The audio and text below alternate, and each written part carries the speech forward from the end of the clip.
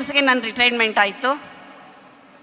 ಇಲ್ಲಿ ಒಳ್ಳೆ ಮ್ಯಾನೇಜ್ಮೆಂಟ್ ಇದೆ, ತುಂಬ ಸಪೋರ್ಟಿವ್ ಆಗಿದೆ ಮ್ಯಾನೇಜ್ಮೆಂಟು. ನಾನಿಲ್ಲಿ ಬರುವಾಗ 671 ಮಕ್ಕಳಿತ್ತು ಪ್ರೈಮರಿಯಲ್ಲಿ. ಅಂದರೆ ವಿಜಯ್ ಮೇಡಮ್ ಆಗಲೇ ಹೋದ್ರಲ್ಲ, ಅವ್ರು ರಿಟೈರ್ಡ್ ಆದಮೇಲೆ ನಾನು ಚಾರ್ಜ್ ತೊಗೊಂಡೆ. 671 ಸ್ಟೂಡೆಂಟ್ಸ್ ಇದ್ದರು ಅವ್ರು ಹೋದಾಗ.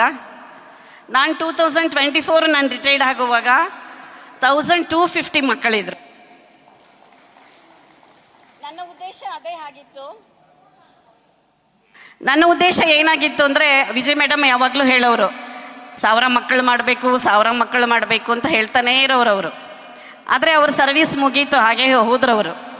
ಅದನ್ನು ನಾನು ಮುಗಿಸ್ದೆ ಅಂತ ಒಂದು ತೃಪ್ತಿ ನನಗಿತ್ತು. ಆಮೇಲೆ ಬಹಳ ಚೆನ್ನಾಗಿ ನಮ್ಮ ಶಾಲೆ ಇಂಪ್ರೂವ್ ಆಯಿತು, ಬಹಳ ಚೆನ್ನಾಗಿ. ಕಂಪ್ಯೂಟರ್ ಸೆಕ್ಷನ್ ಆಗ್ಬೋದು, CC ಕ್ಯಾಮ್ರಾ, ಸ್ಕೂಲ್ ಬಸ್ಗಳು, ಒಂದು ಸೆಕ್ಯೂರಿಟಿ ತುಂಬ ಚೆನ್ನಾಗಿ ಇಂಪ್ರೂವ್ ಆಗಿ ಒಂದು ಕಡಿಮೆ ಫೀಸಲ್ಲಿ ಒಳ್ಳೆ ವಿದ್ಯಾಭ್ಯಾಸನ ಮಕ್ಕಳಿಗೆ ಈ ಶಾಲೆ ಕೊಡ್ತಾ ಇದೆ.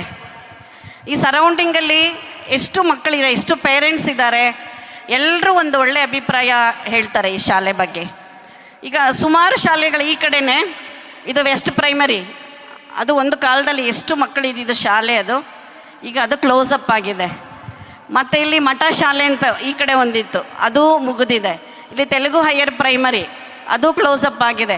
ಸುಮಾರು ಶಾಲೆಗಳು ಸ್ಟ್ರೆಂತ್ ಇಲ್ದಿರ ಕ್ಲೋಸ್ ಅಪ್ ಆಗಿದೆ.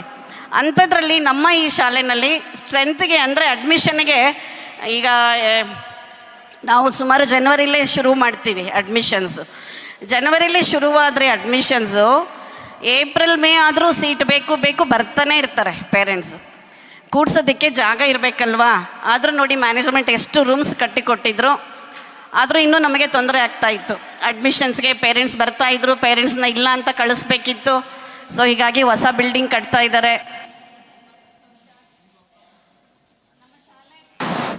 ಹೀಗೆ ಮುಂದುವರಿಲಿ. ಇಲ್ಲಿ ಒಂದು ಸೇವೆ ನಾವು ಮಾಡಿದ್ವಿ, ಇದಕ್ಕೊಂದು ಅವಕಾಶ ನಮಗೆ ಕೊಟ್ಟಿದ್ದರು ಒಂದು ಮ್ಯಾನೇಜ್ಮೆಂಟು. ಇಲ್ಲಿಂದ ಒಂದು ಪೆನ್ಷನ್ ನಾವು ತಗೋತಾ ಇದ್ದೀವಿ, ಅದನ್ನು ನಾವು ಯಾವತ್ತೂ ಮರೆಯೋದಿಲ್ಲ.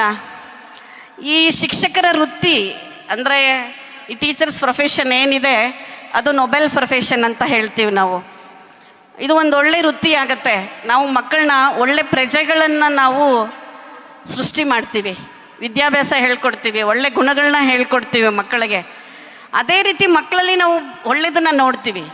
ಗುರು ಅಂದರೆ ಮಕ್ಕಳಿಗೆ ಎಷ್ಟು ಭಕ್ತಿ ಅಂದರೆ ನೋಡಿ, ಈಗ ನೀವು ಎಷ್ಟೆಷ್ಟು ಏಜ್ ಆಗಿದ್ದೀರಾ, ಬಂದು ನಿಮ್ಮ ಟೀಚರ್ಸ್ಗೆಲ್ಲ ಕಾಲಿಗೆ ನಮಸ್ಕಾರ ಮಾಡಿ ಅವ್ರಿಗೆ ವಿಶ್ ಮಾಡಿ